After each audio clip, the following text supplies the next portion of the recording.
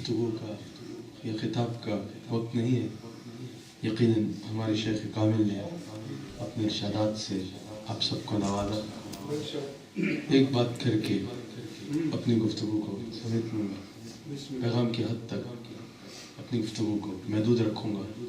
میں مسجد میں داخل ہو رہا تھا تو مسجد کا نام دیکھ کے دل بڑا ہوا.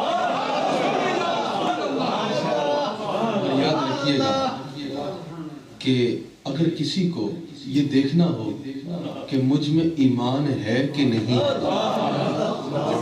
اگر کسی کو دیکھنا ہو، اوروں کو تو بہت ٹٹولتے پھرتے ہو نا کہ یہ کتنا ہے اور وہ کتنا ہے. اگر اپنے آپ کو کبھی دیکھنا ہو نا کہ میں صاحب ایمان ہوں یا نہیں ہوں، تو کبھی کہیں یا رسول اللہ لکھا دیکھو تو دل بڑا ہو جائے تو اللہ کا شکر کرنا کہ تمہارے اندر ایمان کا دل ہے.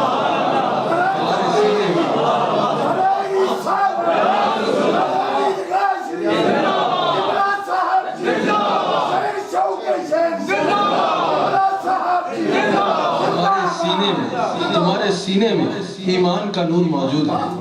ہم اکثر بلکہ ہر وقت ہم اپنے شیخ سے بھی سنتے ہیں اور جو ہم سے منسلک ہو اس سے یہ کہتے ہیں کہ یاد رکھنا اگر نماز پڑھنی ہے تو صرف اس مسجد میں پڑھنا جس کے بعد یا رسول اللہ. اگر بچے کو پڑھوانا ہے تو صرف اس مدرسے میں پڑھانا کہ جس کے بعد یا رسول اللہ لکھا ہوا ہے. جدھر یا رسول اللہ نہیں لکھا ادھر کا رخ بھی نہ کرنا. میرے سے کسی نے پوچھا کہ جہاں یا رسول اللہ لکھا ہو جس مسجد کے بعد ادھر کیا ملے گا؟ میں نے کہا اگر کسی کے گھر کے باہر دیکھو کہ اس شخص کا نام لکھا ہے، اس گھر میں جاؤ تو تمہیں کیا ملتا ہے؟ کہا وہی ملتا ہے جس کا نام باہر لکھا ہوتا ہے.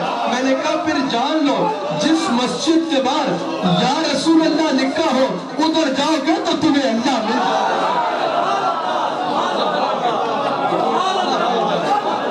ادھر جاؤ گے تو تمہیں اللہ مل جائے گا. اور یاد رکھنا یہ مسلمانوں کا شعار ہے، یا رسول اللہ کا نعرہ یہ مسلمانوں کی پہچان ہے. کہ جب البدایہ والنہایہ میں بھی جب مسلمان قذاب کے بعد تو وقت وہ معاملہ تھا جب اپنوں میں اور بیگانوں میں پہچان نہیں ہو رہی تھی. اپنوں میں اور بیگانوں میں پہچان نہیں ہو رہی تھی.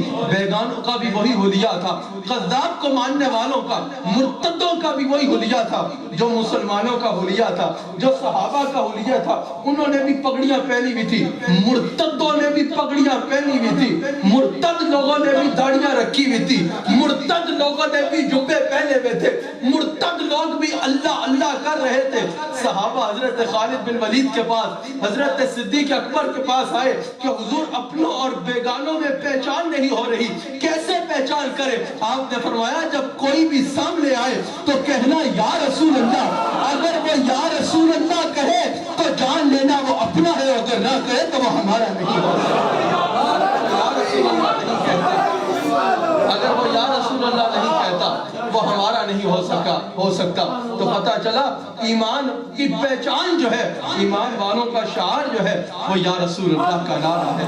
وہ یا رسول اللہ کا نعرہ ہے، نہ صرف پہچان ہے بلکہ ایمان والوں کی طاقت بھی یا رسول اللہ کا نعرہ ہے. مسلمانوں نے تلواروں کے زور سے طاقت حاصل نہیں کی، تلواروں سے غلبہ حاصل نہیں کیا، بلکہ یا رسول اللہ کے نعرے سے غلبہ حاصل کیا. یا رسول اللہ کے نعرے سے پتہ کی میدان جنگ تھا. جو غیر مسلم تھے، مسلمانوں کے دشمن تھے، وہ تو تلواریں چلا رہے تھے، وہ تو تلواریں چلا رہے تھے. جب شکست ہو رہی تھی تو حضرت خالد بن ولید نے کیا تلوار چلانے پہ زور دیا؟ نہیں. علماء تشریف فرما ہے تلوار کو پھینکا، ایک اونچے مقام پہ گئے، کہا یا محمدہ یا محمدہ یا محمدہ. لمحوں میں کامیابی نے مسلمانوں کے قدم کو چوما. تو یاد رکھنا مسلمانوں کی پہچان بھی یا رسول اللہ کا نعرہ ہے، اور مسلمانوں کی طاقت بھی کسی تلوار یا کسی اسلحے میں نہیں ہے بلکہ یا رسول اللہ کے نعرے میں ہے، یا رسول اللہ کے نعرے میں ہے. جب تک امت اس نعرے سے جڑی رہی ترقیوں میں رہی، زوال نہیں ہوا.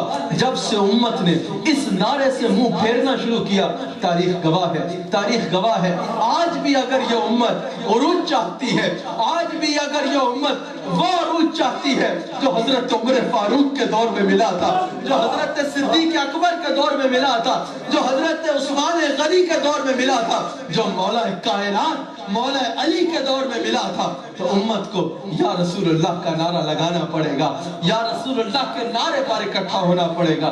اللہ کریم ہم سب کو رسول اللہ کا وفادار نعرہ تکبیر، نعرہ رسالت، شان مصطفیٰ، عظمت مصطفیٰ، فیضان دکھا شریف